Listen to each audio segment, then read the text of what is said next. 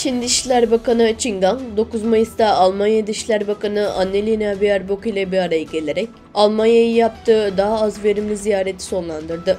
Daha sonra 10 Mayıs'ta Fransa'ya geldi ve Fransa Dışişleri Bakanı Catherine Colonna ile görüştü. 3 ülkeden oluşan Avrupa turunun son durağı olan 12 Mayıs'ta Norveç'e geldi.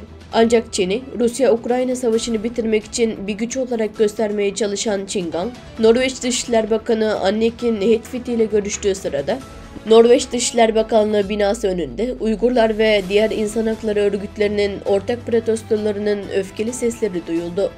Norveç Uygur Komitesi Başkanı Sayın Bahtiyar Ömer, Norveç'in başkenti Oslo'daki protestonun Norveç Uygur Komitesi, Rafto Vakfı, Uluslararası Af Örgütü, Tibet, Norveç Tayvan Komitesi ve Norveç Hong Kong Komitesi tarafından ortaklaşarak düzenlendiğini söyledi.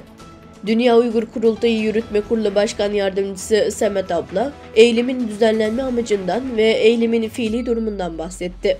Gösteriye Norveç Sol Parti Milletvekili Ola Alavustun da katıldı ve bu gösteriye neden katıldığınız sorusuna şu şekilde yanıtladı.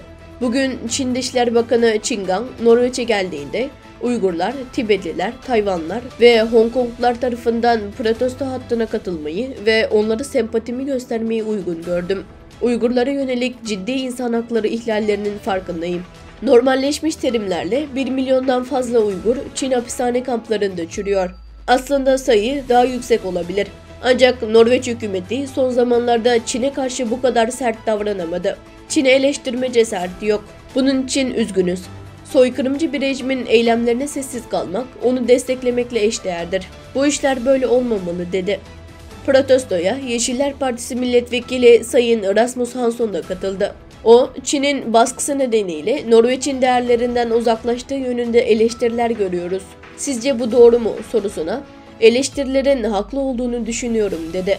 Norveç hükümetinin Çin tarafından Uygurlara ve Tibetlilere uygulanan zulmü kınayamaması beni ve birçok insanı hayal kırıklığına uğratıyor. Norveç gibi demokratik bir ülkenin Çin'e diz çökmesi ülkeye hakarettir. Bizim için ve Norveç için kabul edilemez ve utanç verici dedi. Çin Dışişleri Bakanı Qin Gang'ın 3 Avrupa ülkesi ziyareti hakkında farklı görüşler var. Alman medyası analizine göre Qin Gang röportajı bu amaçlarla gerçekleştirdi. Birincisi, Avrupa'yı ABD'den uzaklaştırıp Çin'e yaklaştırmak. Fransa Cumhurbaşkanı Macron'un Avrupa'yı ABD ve Çin'den sonra 3. kutup olarak inşa etme girişimine uymak. İkincisi, Almanya, Fransa ve Norveç gibi güçlü AB ülkeleriyle ekonomik anlaşmaların yoğunluğunu arttırmak ve onları Tayvan ve Uygur soykırımına dahil olmak üzere insan hakları konularında daha az agresif hale getirmek. Üçüncüsü, Rusya-Ukrayna savaşı nedeniyle Avrupa Birliği, Ruslara yardım ettiğine inandıkları bazı yabancı şirketlere ambargo uyguladı ve Batı Çin'deki bazı büyük şirketler bundan etkilendi. Qin Gang'ın 3 ülkeyi kapsayan ziyaretinin asıl amacı cezalandırılan Çinli firmaları kurtarmak.